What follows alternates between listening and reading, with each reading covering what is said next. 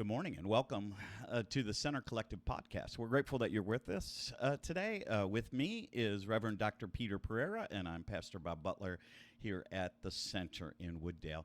We're grateful that you're with us today. And Peter, where are we going to go today? We're going to talk about waiting on the Lord, and it is such a subject that, so many of go through in life with so many issues, so many problems. And I'm from a culture and a life, I like everything to be done instantly. And I think we're going to talk about asking, what does it mean to wait? Where do you draw your strength to wait? And what does it mean? What does the Bible tell us to wait? There's a beautiful verse I'd like to read Absolutely. to set the tone for us. But those who wait on the Lord, in other words, those who trust in the Lord, it's the same word. Wait or trust is the same word. But those who wait on the Lord shall renew their strength. Isn't it lovely to know that? Just listen to that word. You shall renew the strength, and they shall mount up with wings like eagles. They shall run and not be weary. They shall walk and not faint. Bob, what a wonderful promise this is. When you struggle in life, no one wants to wait. I mean, I like answers to be done, and I want. We're living in a generation where instant is the word for us. Oh my gosh, is it ever? Right? What would we do without microwaves today? How many people? You talk to any lady today or man, and they say, you know what? I wouldn't cook if it weren't for a microwave. And I think this is a really good place for us to go today as we continue here with this podcast to talk about knowing God and growing in God, and then going and serving with God. Yes. So let's kind of come to this, know the source of the strength. So yeah. Bob, all of us have some source to gain our strength, isn't it? Somebody will have a friend they call on for a source of strength. Right. Somebody will use some external things to gain some strength. Somebody will watch something to gain some strength, or listen to some motivation speaker, right? I mean, this industry is crazy, the motivational speakers, right? It's a good one. I mean, I'm not against anyone motivating people, but that's all good. But I just want to remind everyone that's all temporary. Well, and what happened to the intent underneath it, right? Yeah. Because intent underneath a speaker trying to motivate other people, in some cases, it's all about the money, right? How many people do we know who've done one thing, and now they're going to be a consultant to everybody else? Thank God here at the Center, both you and I are continuing with our ministry. We're practitioners of everything we're talking about today. And so this idea of knowing the source of the strength, we'll tell you a little bit about where we get ours, right? Really, we need to help people understand the source and the strength is really free from God.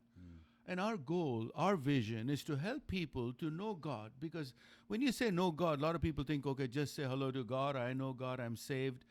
Or I just, I confess my sins, and all that's good.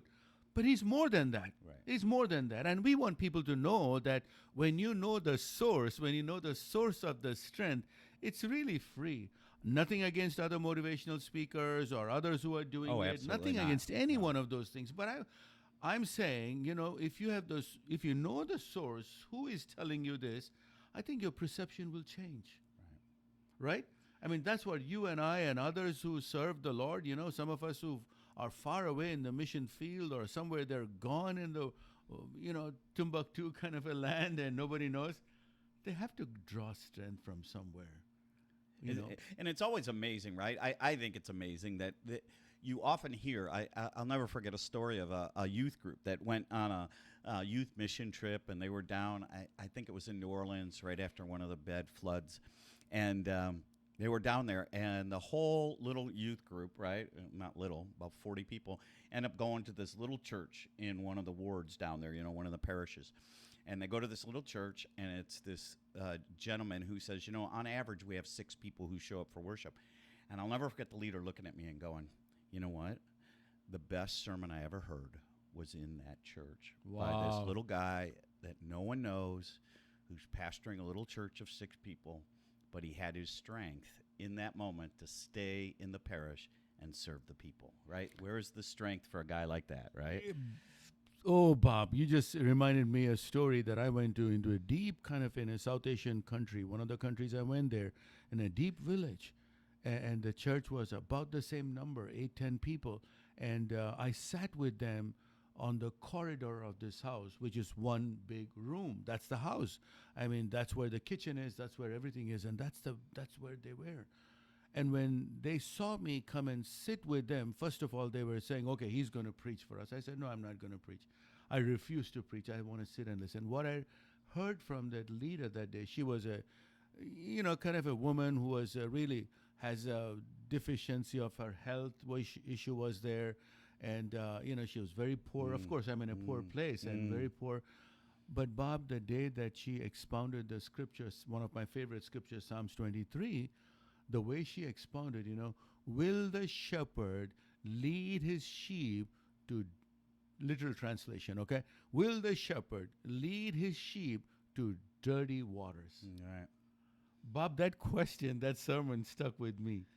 And the people just give response to the sermon. That's the way they preach and learn. Right. And I remember the whole sermon, the way she brought it, I said, wow, what an amazing message. So the source of strength. The source of strength, right there in the scriptures, allowing her to bring that out, something so impactful that a minister of years goes, oh, wow, right? And knowing that source of strength changes us, right? And then when you witness it, you're like, wow. Sometimes, I'll never forget being in a leper colony in Tanzania and having them pray for me and thinking, right, where's the source of their strength? Here they are locked away in these gates because nobody wanted to be near them. Really weird situation. But yet their strength was enough that they wanted to pray for me. Yes. Like, you talk about strength. Yes. Knowing the strength. Yes. They knew where it came from. Yeah. And they don't have any commentaries to read. They don't have television to watch. Right. And they don't have any motivational speaker. You know what? All we're trying to do, my friend, all we're trying to do is to remind you there is a source of strength that is available to everyone.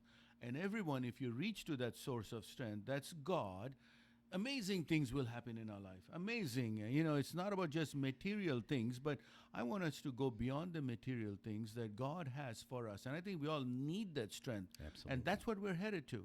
And I'm going to read in that verse 28 to 31 today to set the tone for us to remember what we are addressing today, the source of the strength. So verse 28 says, have you never heard? Have you never understood? What a powerful word. Have you never heard? So many people hear, but they don't hear. Right. We all hear about God. And I think when we talk about God, I'm not saying all, but many of them would limit their thinking to God as a creator and stop right there. Or a source of salvation, stop there. And I know God. I mean, just a kind of an intellectual way you may know God. Friends, Isaiah is pushing us to say, have you never heard? Have you never understood? The key thing for me in this verse is setting is a lot of people know about God, but have you understood God? Right. And I mean, this is fun, right? Well, it goes to that line you and I were talking about, and it was probably a few podcasts ago, but we were talking about the difference between belief and knowing God, Yes. right? And that little twinge Yes. of the difference makes all the difference Yeah. in knowing the strength. Yes. Because when you know God, when you have that sense of who He is, Yes. and as this verse continues, the Lord is the everlasting God, the creator of all the earth. He never grows weak or weary. No one can measure the depths of His understanding. Just verse 28 here, Isaiah 40:20. Just as like, just sit and meditate on that for a little bit, and you will come to know God. And so many people, you're right, they have a belief, an intellectual belief, but they've never come to know God. That's what we're trying to push. Right. That's what we're trying to say. Please know God. And today's, we're talking about the strength, the source of strength. I mean, please know God. He loves and He cares for you no matter what you're going through in your life. If you can understand not just love what we know the word love, I love him, I love her, and then I love my dog, and then I love my furniture. It doesn't go well. We don't know. We need to learn that love means it's a self-giving love God has. He initiates that love. Because He loves us first, we're able to know Him. Wow. Yeah, and so today, we hope what you've taken from this is kind of a challenge here. We're going to come back to Isaiah 40 and go through 29 and 30 and 31 in our next few podcasts. But today, know the source of Yes. your strength. Yeah, And it know is God. the power of God, right? Yes. So we're grateful that you could join us today. Again, this was Pastor Bob Butler and Reverend Dr. Pastor Peter Pereira. You can, if you got something out of this today, we'd hope that you could support our ministries, the center, communitycenter.life. You can give there, or you can give at globalhopepartners.org. I'm grateful that you're with us today. Please tune in next week again for another conversation about Isaiah 40, 28 through 31.